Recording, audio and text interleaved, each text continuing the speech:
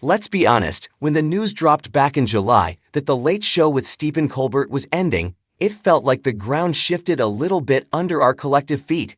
For 10 seasons, Stephen hasn't just been a host, he's been a nightly companion, a voice of sanity and hilarious insanity through some of the most turbulent times in recent history. So, when the announcement came that the show would wrap up for good in May 2026, the immediate reaction wasn't just sadness, it was suspicion. Could it really just be about money, as CBS claimed? Or was there something deeper, darker, and a lot more political going on behind the curtain?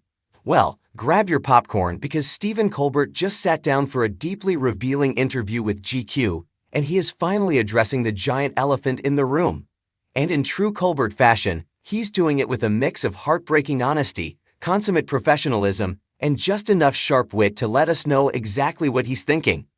The rumor mill. Ever since the announcement, speculation has been running wild. It wasn't just fans on social media raising eyebrows. Heavy hitters like Senators Adam Schiff and Elizabeth Warren even weighed in, suggesting the public deserves to know if the cancellation was politically motivated. Why the suspicion? Because the timing was, shall we say, interesting.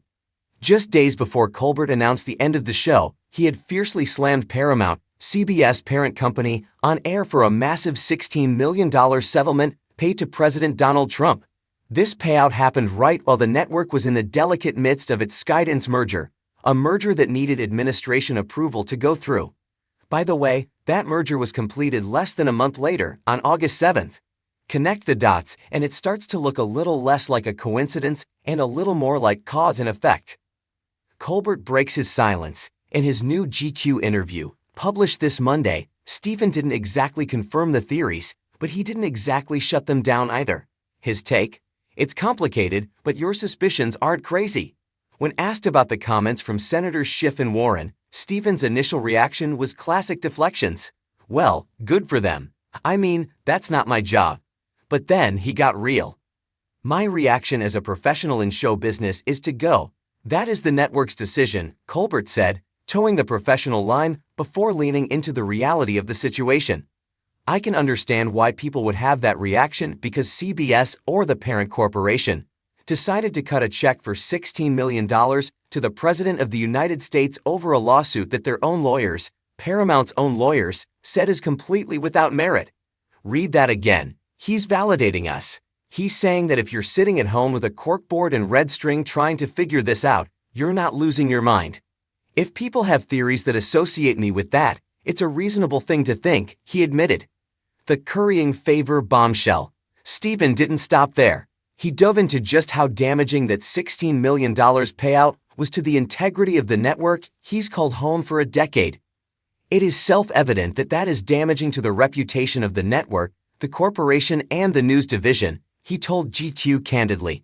So it is unclear to me why anyone would do that other than to curry favor with a single individual. Whoof, to curry favor. That is a powerful phrase coming from the network's top-rated late-night host. He continued, making sure we knew exactly where he stood. If people have theories that associate me with that, it's a reasonable thing to think, because CBS or the corporation clearly did it once. But my side of the street is clean, and I have no interest in picking up a broom or adding to refuse on the other side of the street. Not my problem. That right there is why we love him. He's keeping his side of the street clean. He's not going down into the mud, but he's not going to pretend the mud isn't there. The shock of it all, perhaps the most emotional part of the interview, was Stephen admitting that despite his astute understanding of the business, he was completely blindsided by the decision. We often think of these megastars as being in total control of their destinies, but Stephen revealed that the news was shocking to him. There was no preamble to this, he explained, pulling back the curtain on the suddenness of it all. We do budgets and everything like that. We've done cuts and stuff like that, so that's why it was surprising to me. Imagine that, 10 years of being number one, of carrying the network through massive news cycles, and then, no preamble, just over.